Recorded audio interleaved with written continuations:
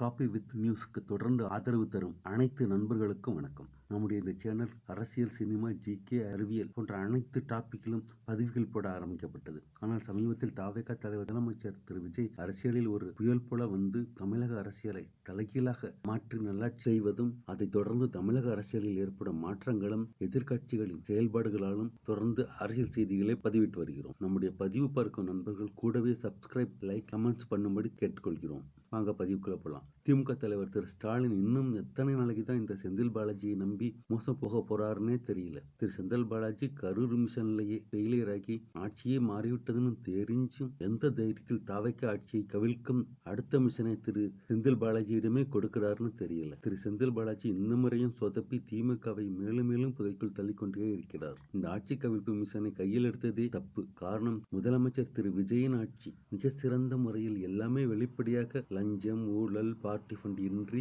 மக்களின் நலனையே முக்கியமாக கொண்டு சிறந்த ஆட்சி நடத்தி வருகிறார். இப்ப எந்த புத்திசாலியும் இந்த மிஷனை கையில் எடுத்திருக்க மாட்டார். ஏனெனில் இந்த மிஷன் இம்பாசிபிள் என்று எல்லோருக்கும் தெரியும். இரண்டாவது சொதப்பல் அதை திரு செந்தில் பாலாஜியிடம் ஒப்படைத்தது. அவர் என்னமோ பெரிய ஜேம்ஸ் பாண்ட் மாதிரியும் டாம் குரூஸ் மாதிரியும் நினைச்சுக்கிட்டு அவர்கிட்டயே மிஷனை ஒப்படைக்கிறாங்க. அவர் மேலும் மேலும் சொதப்பி திமுக காலி பண்ணும் மிஷனில் இறங்கி விட்டார். மூணாவது சொதப்பல், திரு ஸ்டாலின் தன்னை ஏஜென்ட் எம்மு மாதிரி எங்க ஏஜென்ட் ஏற்கனவே ஸ்பாட்டில் வேலையை ஆரம்பிச்சிட்டாருன்னு மனசில் நினைச்சுக்கிட்டு இன்னும் 6 மாசத்துல ஆட்சி கவிழும், இன்னும் 3 மாசத்துல ஆட்சி கவிழும், இன்னும் 1 மாசத்துல ஆட்சி கவிழும் அப்படின்ட்டு போற எல்லா கல்யாண ஃபங்க்ஷனிலும் பார்த்து படித்து உபரிக்கிறார். மிஷன் ஃபெயிலியர் ஆகி இதுவும் போச்சா அப்படின்ற மாதிரி இருக்கிறார். 5 ஆண்டுகள் இந்த நல்லாட்சியை தொடரத்தான் விடுங்களேன். நாளைக்கே உதயநிதி ஸ்டாலின் முதலமைச்சர் ஆகிடணும்னு ஏன் தான் துடிக்கிறீங்களோ தெரியல.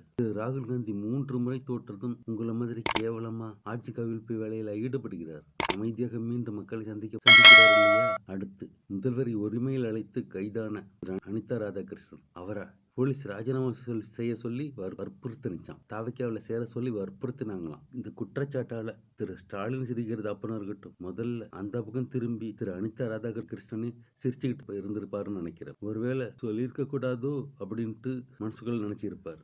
அதுலயும் தாவக்காவில சேர்க்க கைதா பண்ணுவாங்க. Better luck next time sir. Anitha sir, வேற நல்ல நம்புற மாதிரி குற்றச்சாட்டு சொல்லுங்க சார். நீங்க என்னதான் சொன்னாலும் அதையும் மக்கள் நம்ப மாட்டாங்க சார்.